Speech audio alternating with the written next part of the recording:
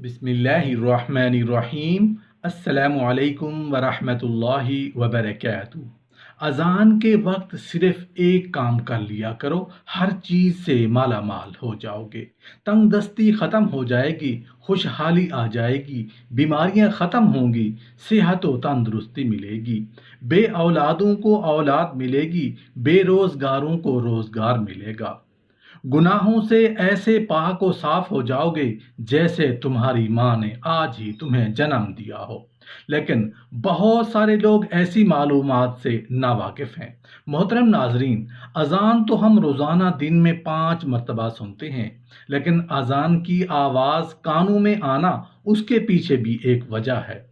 आप लोग अपने आप को खुशकिस्मत माने कि जब अजान होती है तो उस वक्त आप अजान को सुनते हैं। अजान इतना बड़ा ऐलान है, इतनी अजमत की चीज़ है कि शयातीन और कुफ़ार उस अजान की आवाज़ बर्दाश्त नहीं कर सकते थे। मगर अफसोस कि आज मुसलमानों के दिलों से अजान की अजमत ख़त्म हो चुकी है। लेकिन ये बात भी सदाकत रखती है कि 5 उंगलियां बराबर नहीं हैं। बहुत से लोग तो इतने दीनदार होते हैं कि अजान की आवाज़ सुनकर टीवी की आवाज़ कम कर देते हैं और उन्हें लगता है कि वो बहुत बड़ा सवाब का काम कर रहे हैं, लेकिन उठकर नमाज को नहीं चाहते। बहुत से लोग अजान होते वक्त अपने आप को किसी काम में मशगूल रखते हैं, किसी से बातें करते रहते हैं, या फिर अजान पर ध्यान ही नहीं देते, या फिर जो काम कर रहे होते हैं उसमें मगन रहते हैं। मोहतरम नाजरीन, दिन में 5 मरतबा अजान को गौर सुनने का इंसान की ज़िंदगी पर क्या असर होता है, और अजान के वक्त में कुछ ऐसे काम हैं जो आप कर लेंगे तो आपकी ज़िंदगी माला माल हो जाएगी। पूरे दिन में सिर्फ आप लोगों को एक छोटा सा काम करना है, उससे आप लोगों की पूरी ज़िंदगी बदल कर रह जाएगी। अगर बंदा अजान के वक्त में सच्चे दिल से जो दुआ मांगे तो अल्लाह उसकी दुआ कबूल फरमा लेता है।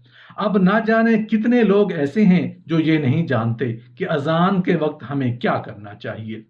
मोहतरम नाजरीन, हम सबको मालूम है कि अजान जैसे होती है, अगर हम अजान के साथ साथ अजान को दोहराते हैं, लेकिन उसमें भी बहुत से लोग गलती कर देते हैं। उसका सही तरीका क्या है ये भी हम आपको आज बताएंगे, और ये भी बताएंगे कि अजान को अगर हम दोहराते हैं और उससे हमें क्या फ़ायदे होते हैं। ये सारे सवाल एक आम मुसलमान के जहन में आते हैं।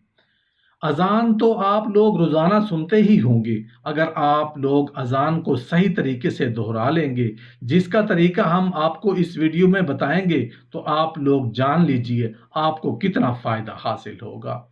अजान का मतलब है खबर देना या ऐलान करना। इस्लामी शरीयत में अजान उन अल्फाज को कहा जाता है जिनसे लोगों को खबर दी जाती है कि नमाज का वक्त हो चुका है, मस्जिदों में आ जाएं और जमात के साथ नमाज अदा करें।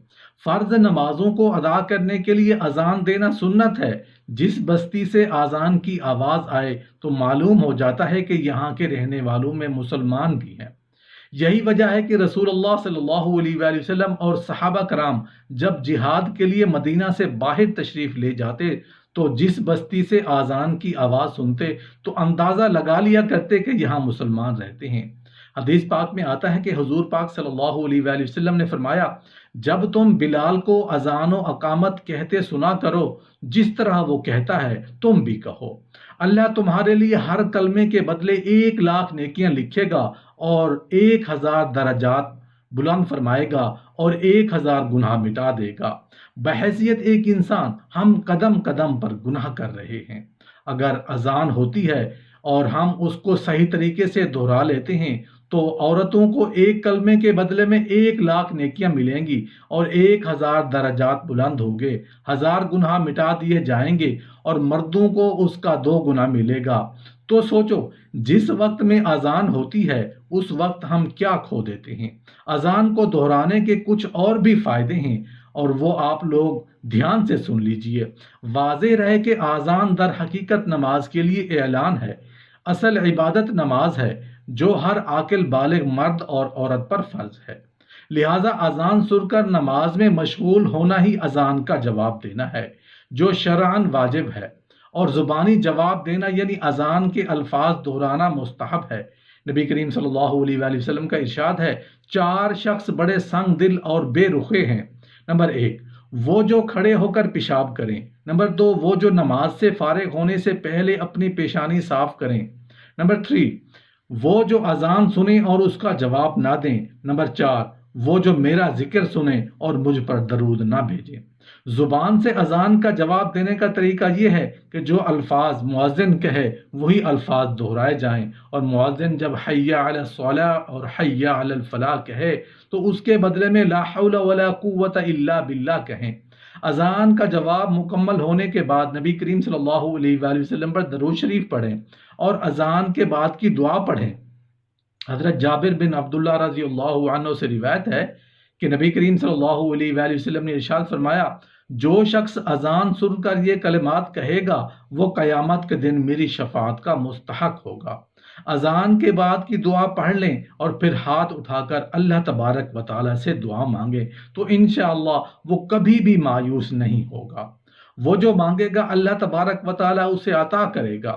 جب بھی اذان ہو رہی ہو تو آپ جو کر رہے ہیں اسے وہیں روک دیں اور اذان کو پورا سنیے اور دہرائیے، یہاں تک کہ حدیث شریف میں یہ بھی آتا ہے کہ اگر آپ قرآن پاک کی تلاوت کر رہے ہوں اور اذان ہو رہی ہو تو آپ قرآن کی تلاوت روک دیں اور اذان سن کر دہرائیں۔ حضرت عبداللہ بن عمرو رضی اللہ عنہ کا بیان ہے کہ جب ہم مکہ سے ہجرت کر کے مدینہ آئے تو لوگوں کو نماز کے لیے جمع کرنے کی ترتیب کے بارے میں سوچ و بچار کرنے لگے۔ لوگوں نے اپنی الگ الگ رائے پیش کی۔ کچھ صحابہ نے رات کو خواب میں فرشتوں کی زبان سے کچھ ایسے الفاظ سنے، جب انہوں نے اللہ کے رسول سے بیان کیا تو آقا صلی اللہ علیہ وآلہ وسلم بہت خوش ہوئے اور حضرت بلال رضی اللہ عنہ کو بلا کر فرمایا، اب نماز کے وقت تم یہی الفاظ بلند آواز سے ادا کیا کرو۔ چنانچہ وہی الفاظ قیامت تک کے لیے آذان بن گئے جو پوری دنیا میں ادا کیے جاتے ہیں۔ حضرت معاویہ رضی اللہ عنہ کا بیان ہے کہ میں نے اللہ کے رسول حضرت محمد مصطفیٰ صلی اللہ علیہ وآلہ وسلم کو فرماتے ہوئے سنا کہ قیامت کے دن اذان دینے والے کی گردنیں سب سے اونچی ہوں گی۔ اس بات سے پتہ چل جائے گا کہ یہ لوگ دنیا میں اذان پڑھا کرتے تھے۔ اللہ تعالیٰ کی طرف سے اذان پڑھنے والوں کے لیے بہت بڑا اعزاز ہوگا۔ اسی طرح ایک اور حدیث میں آیا کہ مؤذن یعنی اذان دینے والے کی آواز جہاں تک پہنچتی ہے وہاں تک ساری چیزیں جیسے انسان، جن اور دوسری مخلوق سبھی قیامت کے دن اس کے ایمان کی گواہی دیں گے۔ اذان کی آواز سنتے ہی خاموش ہو جایا کریں اور اذان کے کلمات کا جواب دیا کریں۔ اذان کا جواب دینا واجب ہے۔ اگر کوئی مسجدوں سے اذان کئی مسجدوں سے آواز سنائی دے تو صرف ایک ہی اذان کا جواب دینا کافی ہے۔ خلوص دل سے اذان کا جواب دینے والوں کو اللہ تعالیٰ کی جنت کی بشارت ہے۔ خلوص دل سے اذان کا جواب دینے والوں کو اللہ رسول کی جنت کی بشارت ہے۔ لہذا جب بھی اذان ہو ہم سب ہی کو کچھ دیر کے لیے اذان سننے اور اس کا جواب دینے کے لیے تیار رہنا چاہیے۔